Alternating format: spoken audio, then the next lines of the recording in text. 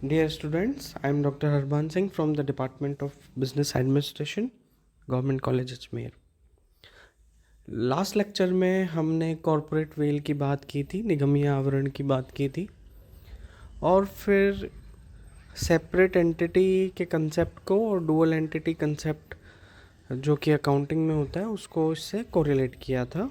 Then हमने चर्चा की थी कि जो निगमीय आवरण हैं उनको किन किन परिस्थितियों में हम हटाते हैं।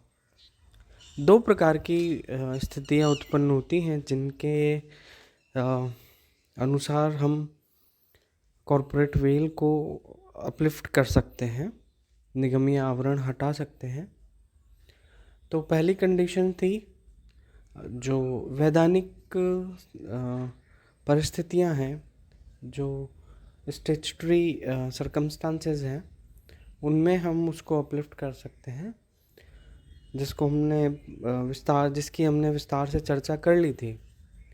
और दूसरी जो स्थिति है वो है अंडर जुडिशियल इंटरप्रिटेशंस। न्यायिक जो वर्णन है, माननीय न्यायालय के द्वारा जो वर्णन किया जाता है उनके अनुसार जो परिस्थितियां उत्पन्न होती हैं उसमें निगमीय आवरण को हटाया जाता है। आज के व्याख्यान में हम जो दूसरी स्थिति है अंडर जुडिशियल इंटरप्रिटेशंस उसको हम डिस्कस करेंगे, लेकिन उससे पहले उसकी एक प्रस्तावना आप समझें कि कई बार ऐसी स्थिति उत्पन्न हो जाती है कि कंपनी या कंपनी का जो प्रतिपक्ष है वो कोई भी व्यक्ति हो सकते हैं।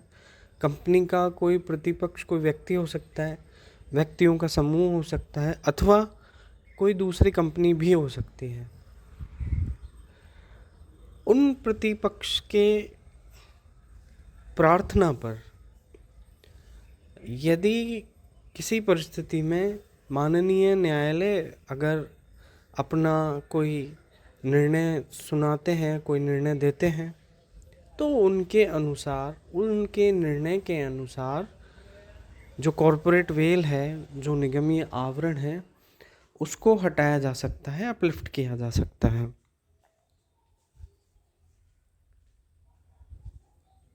ऐसी स्थितियों में जो कंपनीज एक्ट है उसके प्रोविजंस को भी ध्यान में रखा जाता है और जो निर्णय होते हैं वो भी उस कंपनी एक्ट के जो एप्लीकेबल जो एक्ट है, अभी जैसे कंपनीज एक्ट 2013 एप्लीकेबल है, तो वो जो इंटरप्रिटेशंस होते हैं, वो जो इंटरप्रिटेशंस हैं, वर्णन जो है, निर्णय जो है, वो अलग भी हो सकते हैं। वो परिस्थितियों पर डिपेंड करेगा कि किस प्रकार की परिस्थितियां उत्पन्न हुई हैं। तो हम डिस्कस करते हैं upliftment of corporate veil under judicial interpretations. यहाँ पर 9 तरह की परिस्थितियाँ उत्पन्न हो सकती हैं जिनमें अपलिफ्ट किया जाएगा कॉरपोरेट वेल को। पहली, मिसडिस्क्रिप्शन और non disclosure of name of the company. Company के नाम के बारे में कुछ भ्रांतियाँ फैलाई गई हैं और जो डॉक्यूमेंटेशन है उन पर भी कंपनी का जो नाम है वो क्लियरली मेंशन नहीं किया गया है। मैं आपको एग्जांपल देता हूँ। सपोज़ कीजिए कि कोई कंपनी है, उसका नाम MS है, कहीं किसी डॉक्यूमेंट में M.S. लिखा हुआ है, कहीं पर सिंपल M सिंपल S लिखा हुआ है, या कहीं कहीं पर M और S की फुल फॉर्म लिख दी गई है, वो कुछ भी हो सकती है। तो कंपनी का जो नाम है वो एम्बिगस है। तो क्योंकि ये एम्बिग्यूटी पैदा कर रहा है, एक कन्फ्यूजन पैदा कर रहा है, तो ऐसे केसेस में जुडिशियल इंटरप्रिटेशंस के आधार पर हम निगमीय आवरण को हटा सकते हैं। Next, for determination of character of the company. देखा गया है कि कंपनी ने ऑन डॉक्यूमेंट्स अपना बिजनेस कुछ और शो किया है और व्यवहार में वो कंपनी कुछ और बिजनेस कर रही है। मे बी ये हमारे जो एप्लीकेबल एक्ट्स हैं उनके विरुद्ध है। अलग अलग जो एक्ट हैं वो कंपनी पे अलग अलग टाइम पर एप्लीकेबल हो सकते हैं। तो जिन कार्यों के लिए हमारे अलग अलग एक्ट्स में मना है वो वैधानिक नहीं है और कंपनी चोरी छुपे वो कार्य करती है, तो उस समय पर कंपनी की प्रकृति जानने के लिए, चरित्र जानने के लिए भी कॉरपोरेट वेल को अपलिफ्ट किया जा सकता है। Next, for protecting government revenue, कभी कभी कंपनी इस तरह के कार्य खोज निकालते हैं कि जिससे एक्ट तो वायलेट नहीं हो रहा है लेकिन जो गवर्नमेंट की रेवेन्यू वो अफेक्ट हो रही है, तो उन केसेस में भी कॉरपोरेट वेल को अपलिफ्ट किया जा सकता है। फॉर प्रिवेंशन ऑफ फ्रॉड और इम्प्रॉपर कंडक्ट, जैसा कि हमने अभी डिस्कस किया, जो इम्प्रॉपर कंडक्ट है या कोई फ्रॉडुलेंट एक्टिविटी है उसको भी पहचानने के लिए, उसकी जांच करने के लिए भी कॉरपोरेट वेल को अपलिफ्ट किया जा सकता है।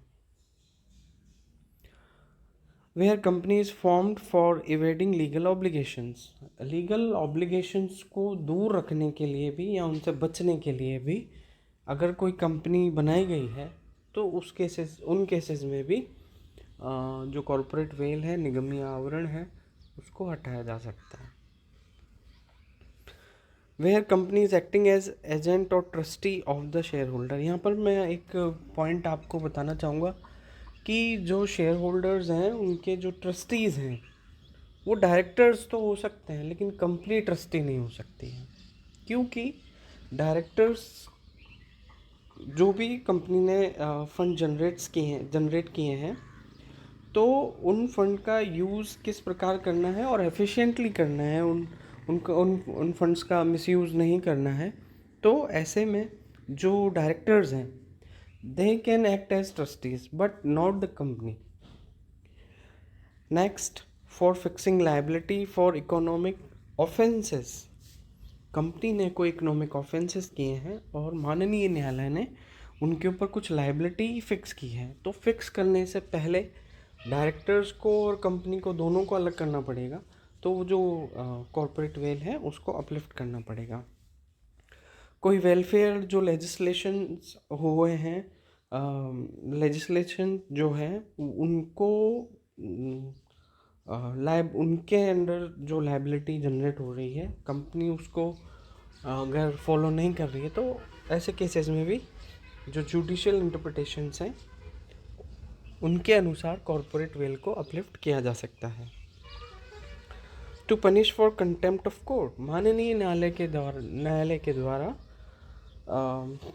कुछ निर्देश दिए गए जिनका पालन कंपनी ने नहीं किया, तो ऐसे कंडीशंस को हम कहेंगे कंटेम्प्ट ऑफ कोर्ट, माननीय न्यायालय के आदेशों की अवहेलना। तो ऐसे केसेस में क्योंकि अवहेलना की गई है, अवहेलना